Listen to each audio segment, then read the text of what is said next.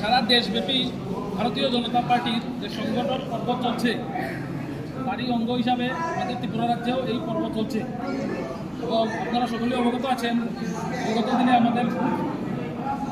দিনে আমাদের বুথ স্তরের সভাপতি নির্বাচন হয়েছে এবং আজকে সারা রাজ্যব্যাপী 7টা মণ্ডলে মণ্ডল সভাপতির নির্বাচন হয়েছে। সেই সুবাদে সংগঠনে আমাদের বিজেপির রাজ্য নেতৃত্ব তথা আমাদের রাজ্য সভাপতি, মুখ্যমন্ত্রী এবং প্রাক্তন মুখ্যমন্ত্রী সহ সমস্ত রাজ্যের নেতৃত্বরা সম্মিলিত সিদ্ধান্ত নিয়ে আমাকে কৈলাসহরের দায়িত্ব দিয়েছে। আমি সবাইকে আমার নমস্কার এবং প্রণাম জানাই।